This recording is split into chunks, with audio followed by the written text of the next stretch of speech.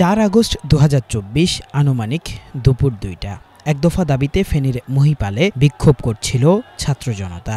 কথা ছিল একটু পরই নামাজের মধ্য দিয়ে শেষ হবে শান্তিপূর্ণ সমাবেশটি। কিন্তু নামাজ শেষ হতেই শহরের দিক থেকে অস্ত্রশস্ত্র নিয়ে এগিয়ে আসে আওয়ামী হায়েনারা।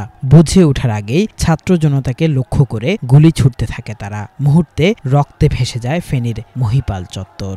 দুঃস্বপ্নের মতো ঘটনাস্থলেই ঝরে পড়ে 5টি তাজা প্রাণ। গুরুতর আহত অবস্থায় হাসপাতালে নেওয়ার পর প্রাণ হারান আরও 4 জন তরুণ। আহত হয় সাংবাদিক সহ শতাধিক ছাত্র জনতা। এখানে যারা ছিল সবাই কিন্তু ছাত্র ছিল। এখানে কোনো ধরনের ভায়োলেন্স করার মতো বা কোনো সংঘর্ষ জড়ানোর মতো এই ধরনের কোনো প্রস্তুতি কেউ নিয়ে আসে নাই। কিন্তু আমরা কি দেখলাম, যখন আমাদের প্রোগ্রামটা শেষ হয়ে যাবে, অর্থাৎ জোহরের আজান দিয়েছে, সবাই নামাজ পড়ে বিদায় নেবে, ঠিক এই মুহূর্তে ফেনীর নিজাম হাজারী সন্ত্রাসী নিজাম হাজারীর এই সন্ত্রাসীরা হাজার হাজার সন্ত্রাসীরা শটগান, বড় বড় অস্ত্র, দেশীয় অস্ত্র, রামদা, কুড়াল নিয়ে তারা মহিপালে ছাত্র জনতার উপর হামলে পড়ে। ওই হামলায় আমার ডান পাশে শ্রাবণ, ইস্তেক আহমেদ শ্রাবণ মারা যান সর্বোচ্চ আমার থেকে 15 হাত দূরে, আর বাম পাশে মাসুদ মারা যান সার্কিট হাউসের সামনে। ওখানে ফ্লাইওভারের দক্ষিণ পাশে পুরোটা আমার নিয়ন্ত্রণে ছিল। আমি এই আন্দোলনে লিড দিয়েছি। ওখানে লিড দিতে গিয়ে দেখেছি যেটা আপনার দুই পাশে এমন এক অবস্থা, পাখির মতো গুলি করতেছিল। খবরটি ছড়িয়ে পড়তেই পুরো শহরে নেমে আসে শোকের নিস্তব্ধতা। সন্তানদের খোঁজে সদর হাসপাতালে ছুটে যান অভিভাবকরা। সবার চিৎকার আর কান্নায় ভারী হয়ে ওঠে পুরো হাসপাতাল চত্বর। একে একে আসতে থাকে কিশোর তরুণদের রক্তাক্ত দেহ। সেই বিভীষিকাময় দৃশ্য কখনোই ভুলে যাওয়ার নয়, বলছেন খোদ হাসপাতালের চিকিৎসক কর্মচারীরাই। তাজা প্রাণ চোখের সামনে যাওয়া যে কি একটা কষ্ট। আমরা তো নিজেও, আমাদের নিজেরও ভাই আছে বা আমাদের নিজেরও তো আপনজন আছে।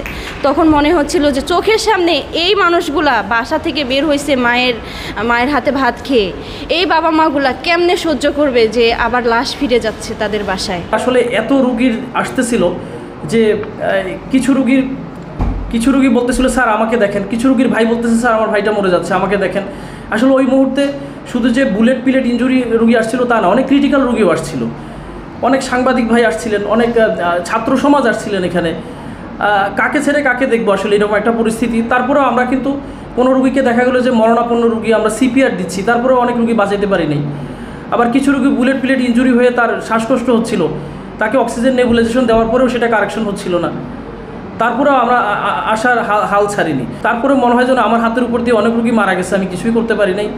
হৃদয় বারবার দগ্ধ হয়। কিন্তু ঘটনার 1 বছরে এসেও বিচার প্রক্রিয়া নিয়ে অসন্তোষ শহীদ পরিবার ও তাদের সহযাত্রীদের।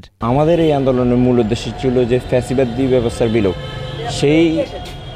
সেই লক্ষ্যকে সামনে রেখে আমরা চাই যারা আহত হয়েছে তাদেরকে পুনর্বাসন করা, যারা শহীদ হয়েছে তাদেরকে রাষ্ট্রীয় স্বীকৃতি দেওয়া, তাদের খোঁজখবর নেওয়া, এবং যারা এই হত্যাকাণ্ডের সাথে জড়িত তাদের দ্রুত বিচারের আওতায় আনা, এবং হচ্ছে যে সেই শহীদদের স্বপ্নের আলোকে আমাদের যে সংস্কার কার্যক্রম সেটি সম্পূর্ণ করা।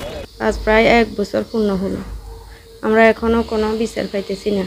কোনো মূল আসামি যারা হত্যার কাণ্ডের সাথে জড়িত, যারা ওখানে ওপেনলি গুলি চালাইছে, তাদেরকে এখনও গ্রেপ্তার করে নাই, আনে নাই। আমরা গভীর উদ্বেগের সাথে লক্ষ্য করছি যারা এই মূল হত্যাকাণ্ডের সাথে সরাসরি সম্পৃক্ত ছিল, অর্থের যোগানদাতা ছিল, অস্ত্রের যোগানদাতা ছিল, তারা কিন্তু এখনও গ্রেপ্তার হয় নাই। পাশাপাশি এই হত্যাকাণ্ডে যে সকল মারাত্মক আগ্নেয়াস্ত্র, মরণাস্ত্র ব্যবহার করা হয়েছে সেই অস্ত্রগুলো উদ্ধার করা হয় নাই। আমরা প্রশাসনের প্রতি আমাদের জোর দাবি থাকবে যাতে অতি দ্রুততার সহিত মূল স্ট্রিমে যারা আসামি ছিল, যারা হত্যাকাণ্ডের প্রত্যক্ষ অংশগ্রহণ করেছে, সংগঠিত করেছে, তাদের গ্রেপ্তার সহ যে সকল অস্ত্রের ব্যবহার হয়েছে, আগ্নেয়াস্ত্রের ব্যবহার হয়েছে, সেগুলো অস্ত্র যাতে অতি দ্রুত অস্ত্রগুলো উদ্ধার করে ফেনীর মানুষকে তথা বাংলাদেশের মানুষকে স্বস্তি ফিরিয়ে আনার জন্য তারা পদক্ষেপ গ্রহণ করে।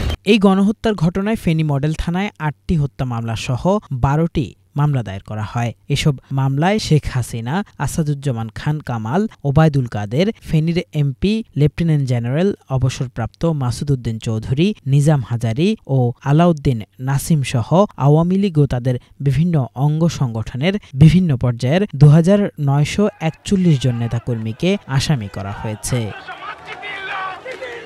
Bangla vision news desk.